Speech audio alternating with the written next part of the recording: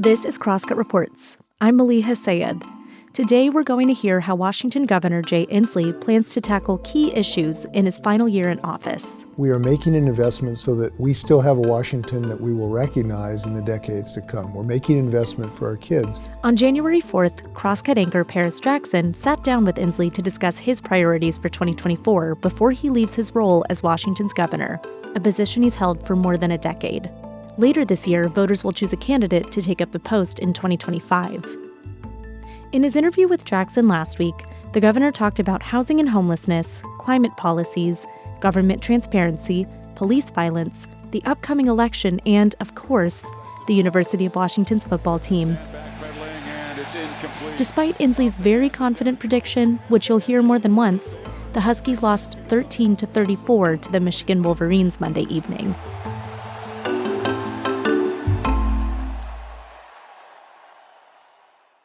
Well, Governor, first and foremost, thank you for giving us some time and out of your schedule to join us today. Thank you. We are just a couple of days into the new year. You have a lot of priorities on your to-do list, as you've said quite often, as you're kind of tempering down your time in leadership. One thing that I'm curious about is, do you have any New Year's resolutions or intentions as you're looking at this final year in office? Well, I've decided to really have a difficult resolution, which is to be gracious and humble when the Huskies win the national championship over Michigan and help my fellow governor, Gretchen Whitmer, get through her loss. So that's my resolution. I'm sticking to it. And a lot of people are with you on that one. Yeah. One thing that is a cornerstone of your time in office has been the environment. Before you were governor, as well as an elected official, what do you wish the general public would understand about the urgency of the world's ecological challenges? Well, I think the large majority of Washingtons do have an understanding of this, in part because they're now experiencing it. I'm not sure you could say that 10 years ago, but now Washingtonians have a situation where their kids can't go out and play because of the forest fire smoke. Right. They've seen Medical Lake, a whole town, burn down last summer. They're seeing salmon stocks disappearing in part because of water temperature issues. And they're seeing their children have asthma because of pollution from burning gas and oil. So they now are experiencing this. They're seeing incredible flooding events, you know. We have these amazingly increased floods that are happening because we're getting these deluges because the hotter air can hold more water and you get these big rainstorms. So I think the vast majority of Washingtons actually do now understand that this is not something that's just for our grandchildren. We're experiencing it right now. And unfortunately, this is the tip of the iceberg, that it's going to become much more dramatic over the long term. So the good news is that people are now seeing what is coming, and this is just the opening act of climate change, unfortunately. It really should be called a climate crisis or a climate collapse. Right. They're seeing mass migration around the globe where millions of people are now having to leave their homes because you can't grow crops if it's too hot and too dry. So I think that's why they're asking for action. They're committed to do what we do in our state, which is to innovate the future and create a new future around clean energy. They're now using new insulation and heat pumps. They're using free bus rides for kids. We're using our heads so that we can save our hearts and our children. And I believe Washingtonians are very committed to that. And with that, you've kind of alluded to some of the things that we are doing here in the state. Are we making enough progress to adopt more of these climate-friendly technologies, not only, of course, here, right, but across the nation? Well, we are moving faster than the rest of the nation. We arguably have the best climate and clean energy policies in the United States, in part because they focus on equity as well, so that communities of poverty who've been, choking on the most pollution gets the most help and the like. So you can say that's on the good side. We're doing very meaningful things. We have a commitment to 100% clean energy. We have a low carbon fuel standard. We have the best building standards in the United States. We're going to make sure people get access to heat pumps so you don't have to use dirty, dangerous, toxic methane gas. We have a Climate Commitment Act that is now generating funds that goes back to Washingtonians instead of just going into the $200 billion profits of the oil companies. So we have all those really active things. That's good news.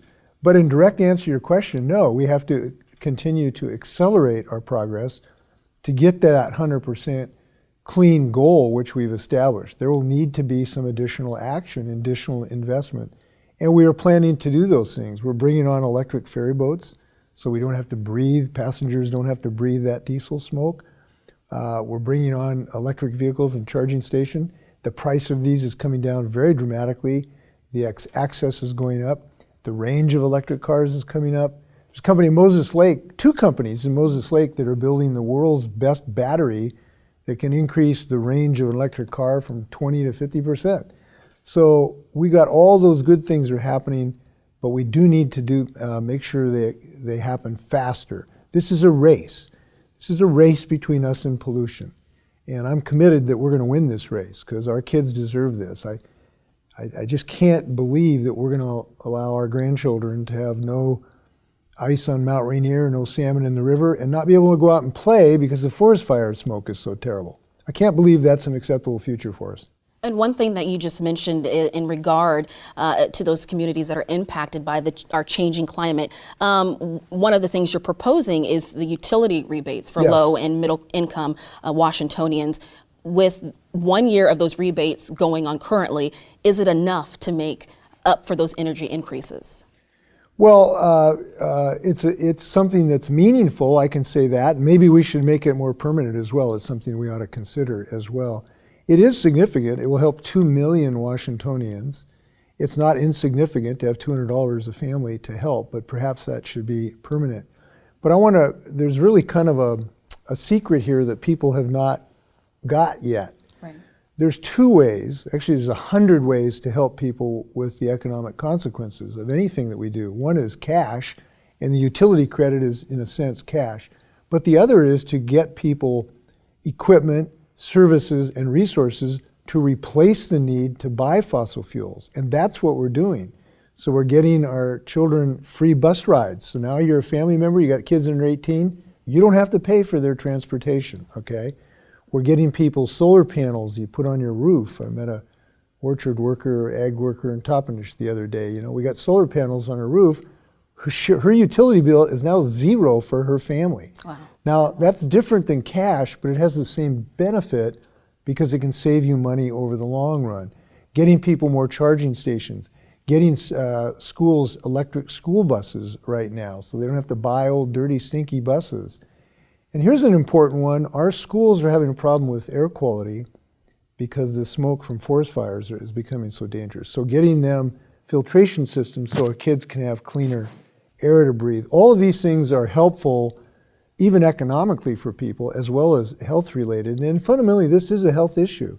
There was a report 2 days ago or 3 days ago showing 16 Washington communities have had such respiratory disease associated with fossil fuel pollution that their average lifespan is 2.5 years shorter than the rest of the state of Washington. Think about what that means. You're losing your loved ones 2.5 years earlier. This is not something we got to get on top of. So my point is the Climate Commitment Act is helping people in a lot of ways, not just cash. And it's a perfect segue to speaking upon the Climate Commitment Act.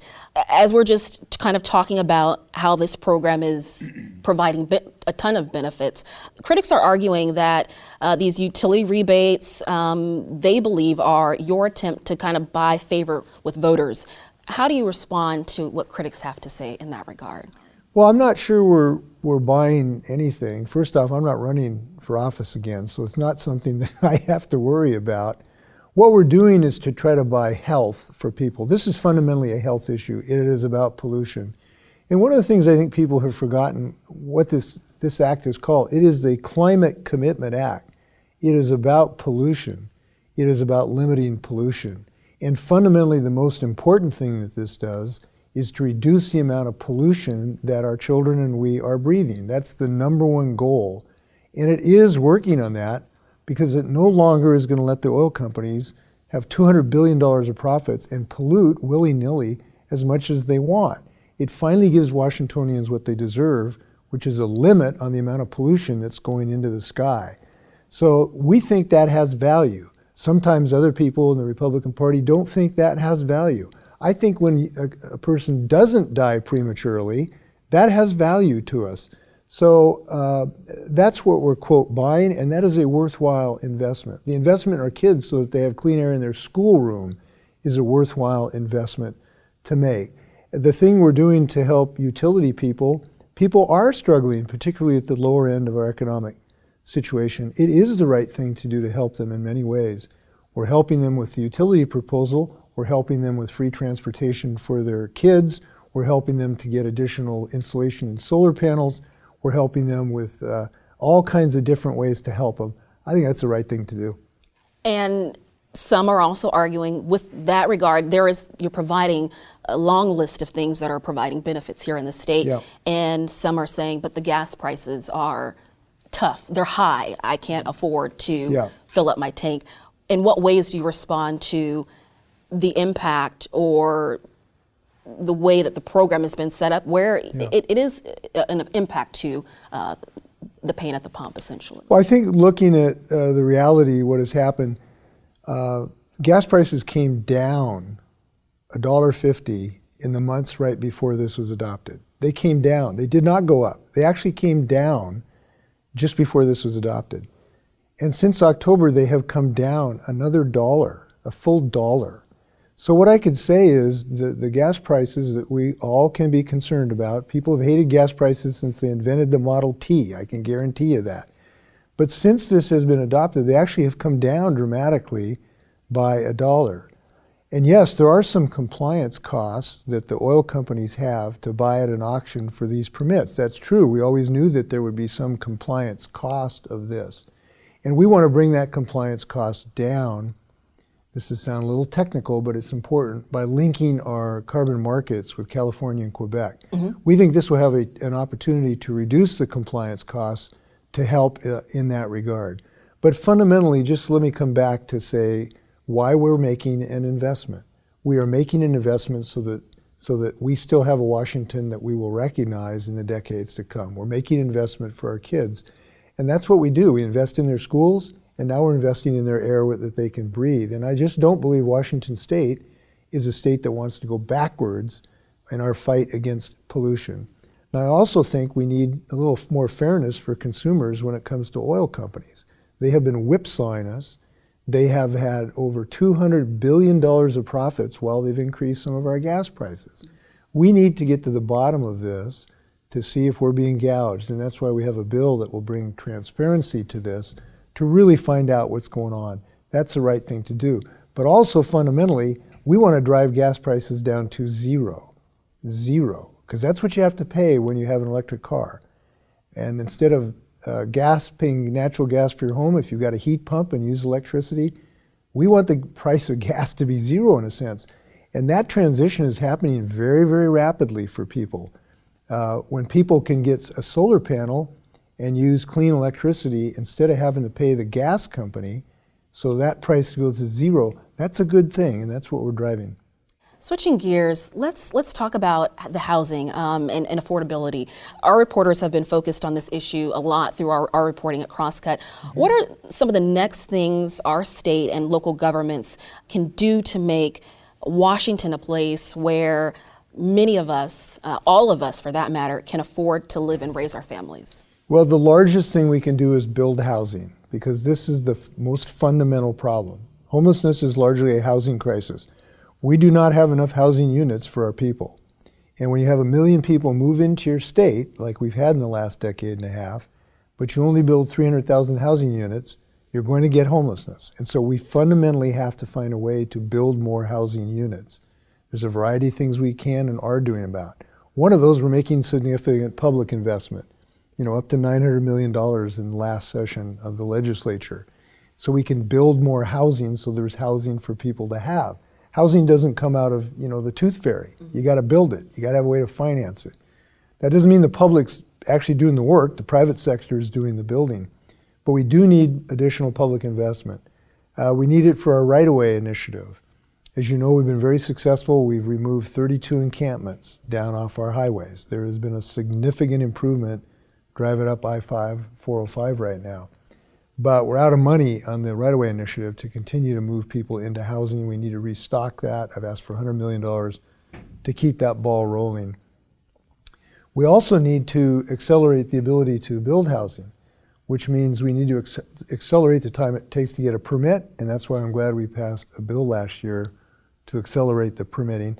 And we have to have additional places to build housing. So we need to continue the reform effort in our zoning laws so we have more places to build. Now, in addition to the housing, a lot of folks who are homeless, not all, but many have chemical addiction problems, many have mental health challenges, and we have to make sure the services are available for those people that when we get them into housing, they don't relapse and go right back on the street. And that means getting chemical addiction treatment, mental health treatment for them. That has to be part of the solution. And you've included funding within Yes. your proposal, Yes, your we budget have, proposal we have for proposed that. over $400 million of behavioral health. It's a fairly massive new investment. It's needed, and this is not just for homeless folks, obviously. I mean, families that have a 15-year-old in a mental health crisis, we need to get those young people help. They shouldn't have to wait 8 months to get in. Right. We have all kinds of people that in all of our families are touched by mental health challenges. So we need substantial investment in the number of people doing this work, in the places they can do the work, and in the kind of places where they can do the work. We need to kind of soup the nuts, the walk-in clinic so you can get help right away, the appointment so you can get it, and the higher level residential care, because some people are going to need long-term residential care as well. And we've proposed throughout that spectrum to help.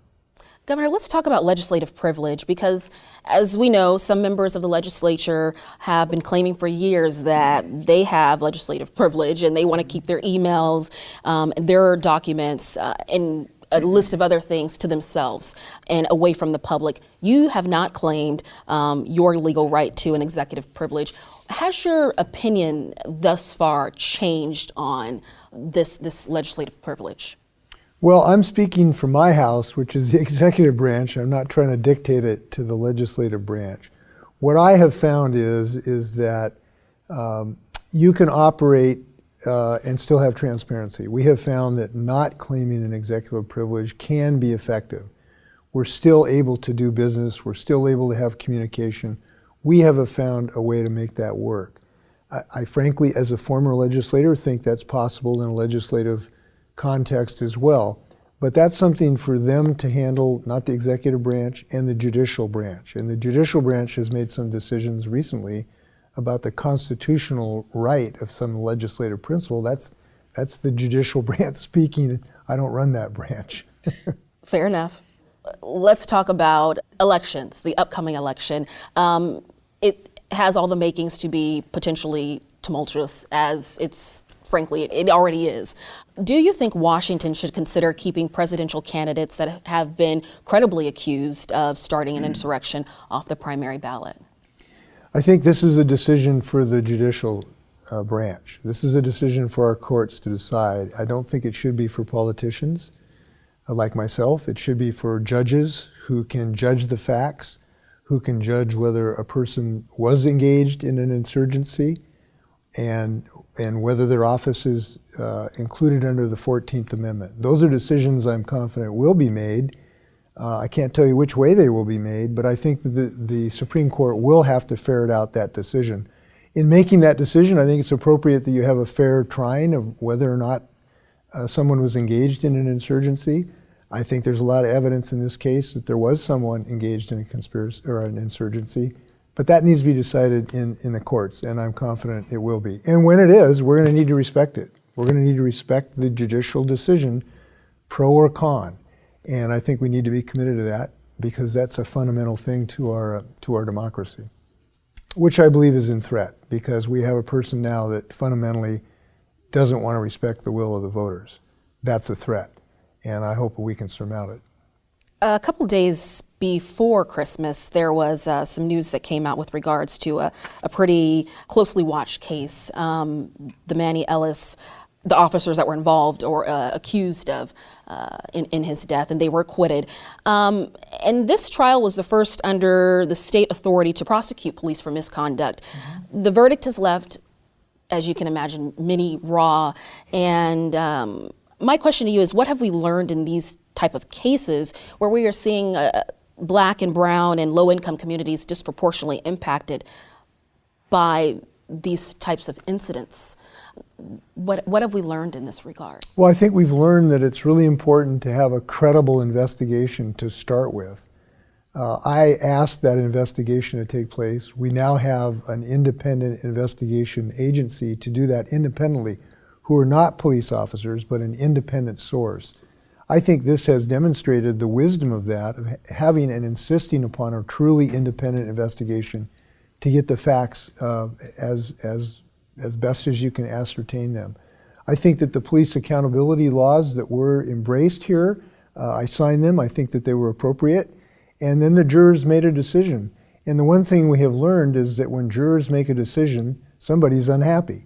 I've been a trial lawyer for long enough to know that.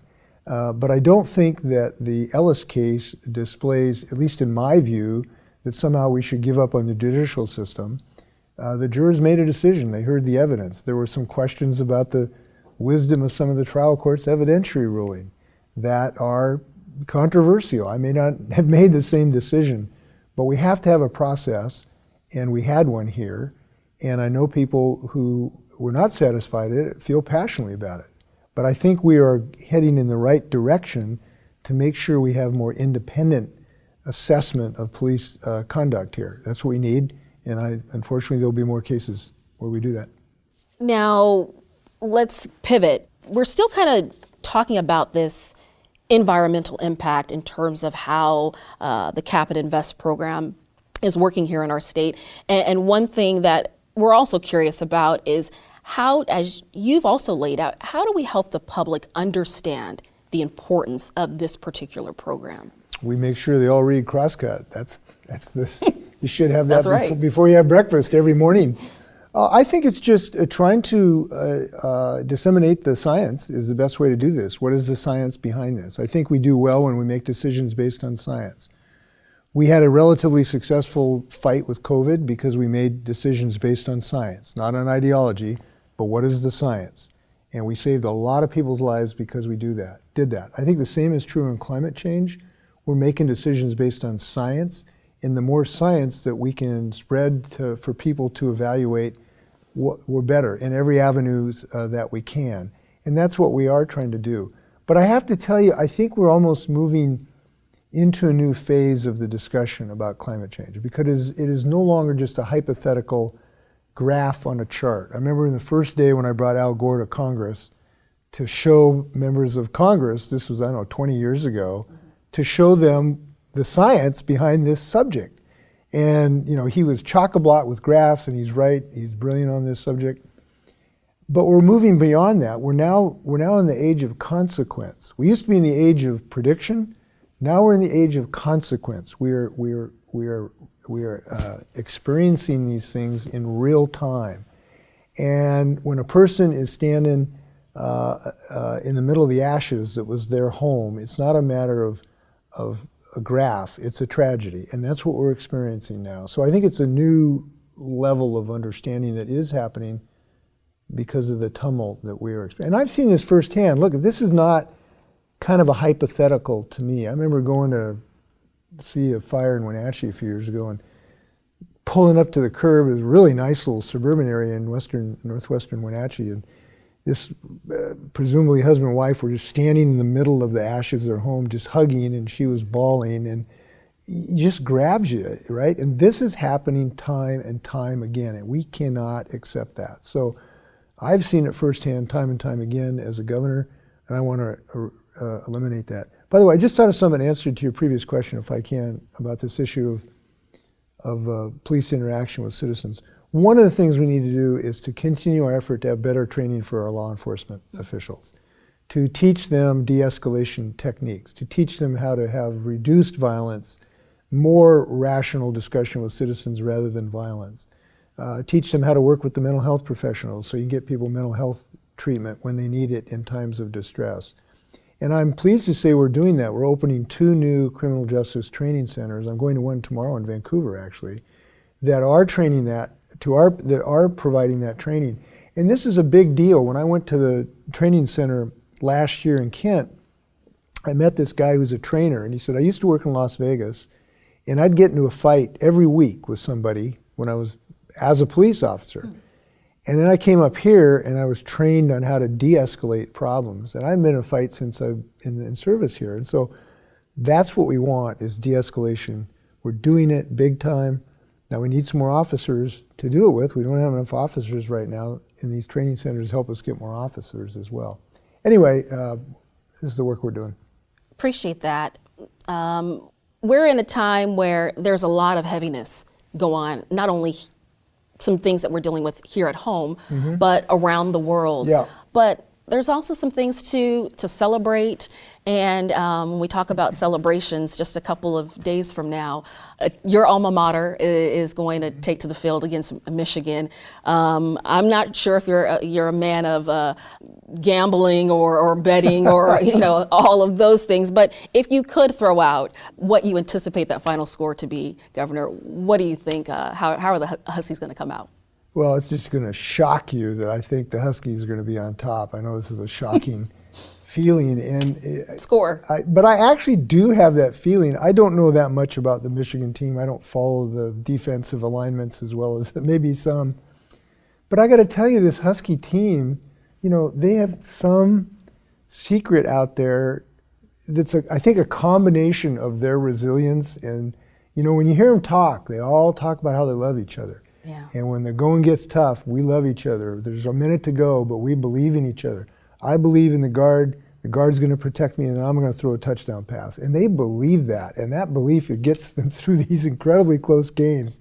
And then there might be somebody looking out for them on the divine side too. You never know, but it's hard not to believe in them pulling this out. But looking forward to a tremendous game. It's been quite a ride. It's going to be a must-watch game.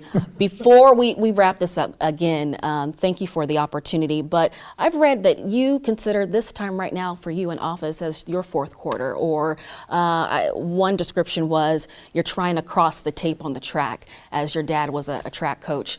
Is there anything left undone? Of course, you still have a whole year, but is there anything that you still, like a hope and dream that you just want to get accomplished? You bet. I'm as excited today as I were on the first day. Now, maybe you think that's a cliche, but it's true. I literally feel as excited as the first day I took this office, because there's thousands of people I can help in the next 12 months.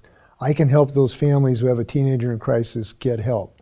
I can help somebody whose brother has been homeless for years because they have a chemical addiction problem get off the homelessness. I can help, in the public safety arena, and I can certainly help our kids to have a future, so they don't have a diminished Washington State, and they're not breathing smoke all the time, which to me is an important thing. So, listen, this is a very lucky position I'm in to be able to help people. It is a blessing. Not everybody gets up every morning and figure out, how can I help somebody? It's a wonderful thing, and I've got a very, very lucky year ahead to continue that effort. Now, having you said, is there stuff going to be undone? Yes. After I'm gone, there will still be the common cold to defeat, and still more football games to win. So, but we've had a heck of a run. This last decade has been one of, I would argue, unparalleled progress for the state of Washington. Best family leave, protection of women's choice, gun safety, highest minimum wage, best financial aid package so people can get to school, the McCleary decision on financing schools, which is a huge lift, huge transportation efforts. Now, we got to make sure all of those continue, and that's why I'll be real active this next year.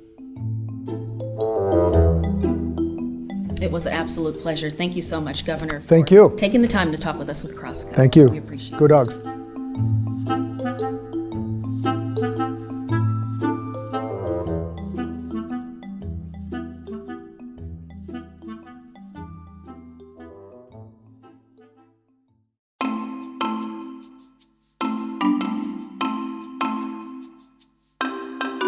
Thanks for listening to Crosscut Reports. This episode was reported by Paris Jackson with help from Joseph O'Sullivan and Donna Blankenship. It was produced by Sarah Bernard and me, Maliha Sayed. Thanks to Amanda Snyder, Bryce Yukio Adolfson, and Shannon Ortali for the production of the interview. You can watch a video version of this conversation on Crosscut Now, our TV news program. Find it at crosscut.com or at kcts9.org. The story editor for Crosscut Reports is Ryan Famuliner. Our executive producer is Sarah Menzies. You can subscribe to Crosscut Reports wherever you listen. And whatever platform you're listening on, please review us. We'd love to know what you think of the show. Also, if you would like to support the work we do at Crosscut, whether it's our lineup of podcasts, the video docuseries we stream every week, or the in-depth reporting we deliver every day, go to crosscut.com/membership. In addition to supporting our journalism, members receive complete access to the on-demand programming of Seattle's PBS station, KCTS 9. For the latest political, environmental, and culture news from the Pacific Northwest, visit crosscut.com. That's also where you'll find a text version of this interview with Governor Inslee. Crosscut Reports is a product of Cascade Public Media. I'm Maliha Sayed. We'll be back soon with another episode.